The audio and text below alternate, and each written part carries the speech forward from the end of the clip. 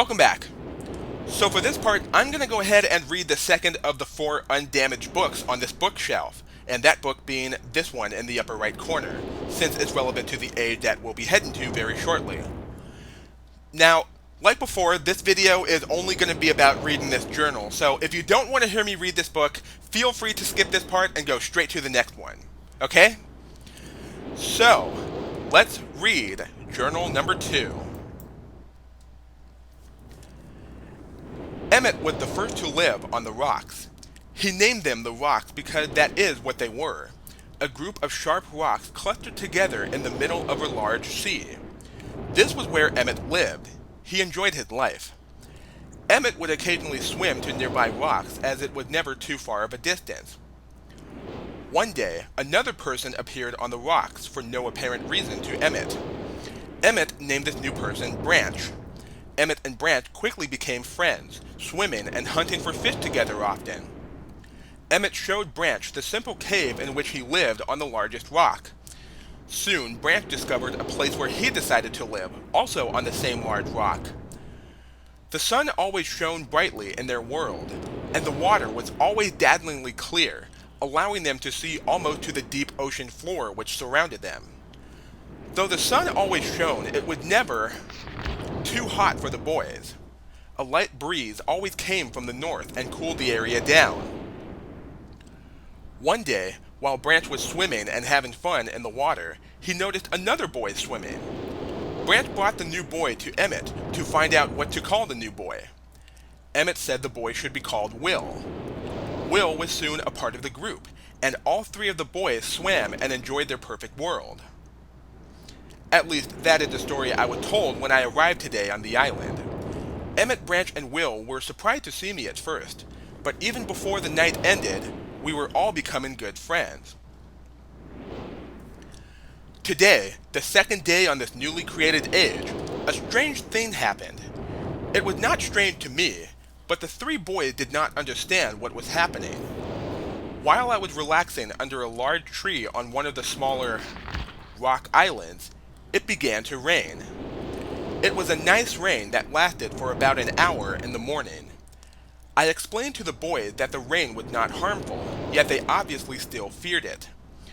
Before going to sleep tonight, I told the boys I would leave the following day. I told them that while I was gone, I would make a surprising change in their world. They didn't understand, not that I expected them to. I still do not fully understand what happened today. I was experimenting with the art, testing the limits of the rules as dictated to me by Father. I attempted to create a boat by riding it into the world. I thought everything was planned correctly, yet somehow the boat had become gripped by the rock and broken in half. Although this test did not turn out as I had hoped, I now have answers to a few of the questions my father never answered. As for the boat, I can see the boys enjoy it anyway, and with that I am pleased. They have played on it all day.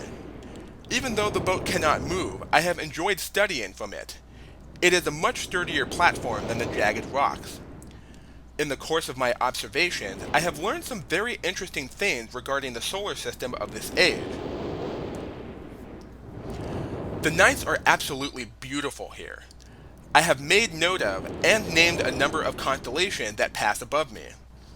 Also, during the night, I catch glimmers of light from the horizon, which I have not been able to discover if it is created by some natural phenomenon or by additional people on far-off islands or rocks. I should very much like to discover which. I rather suspect it is additional people, which would explain the appearance of Branch and Will. The rain today was slightly heavier than usual. Just when the boys were getting used to the light rains, a small storm arrived. They were frightened of the heavier rain, not to mention the thunder and lightning. If rain had never fallen here until recently, as the boys tell me, I would like to discover why it is falling now. Regardless, I have decided to return home for a short while. I have also been thinking of some plans for a lighthouse that I hope to construct soon. I think that perhaps by shining a bright light toward the horizon, it might prove my suspicion regarding additional inhabitants. they would be curious about the light and travel to discover its source, if they have the means. I return with many tools that I will need for construction of the lighthouse. I have decided that once the lighthouse is completed, I will leave for some time and let the world's own imagination have control. We have worked 3 weeks on the lighthouse now, and are making great progress.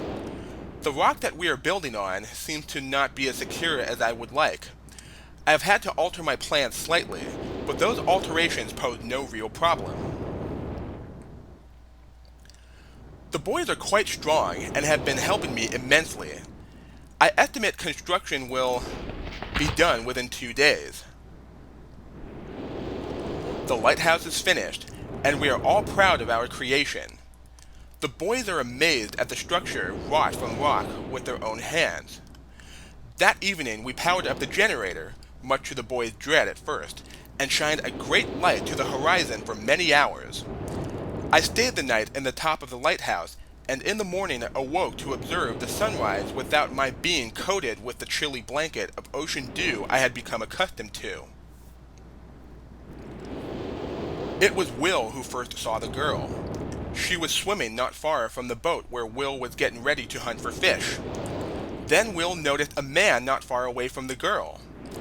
Emmett was very pleased to meet the additional neighbors. I feel pleased to leave this age. I have set in motion events that have nothing to do with writing or the art, that will have a more profound impact on this world than I could have ever written. I think of it this age as a gift to myself that I will wrap up and open someday in the future, only to discover that it has changed so much that indeed it is a surprise. Besides, I have yet another new age that awaits me.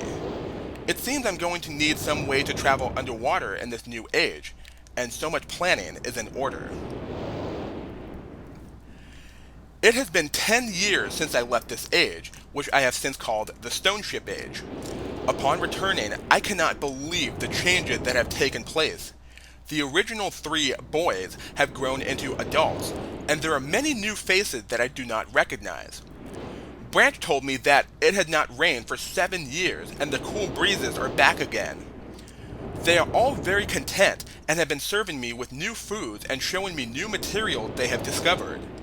It even seems they have found gold somewhere. I see it in many forms around the island. My lighthouse has been kept in perfect condition, and it looks as if they had tried their very best to keep it so. Yet I have noted that the entire rock it was built on has sunk approximately 40 or 50 centimeters. After a wonderful visit with my old friends, I wonder aloud with them what things will be like here in another 10 years. And the remaining pages just show a bunch of constellations and what they resemble. And just like that, we have reached the end of the book and this video. So I will see you guys in the next one. Take care.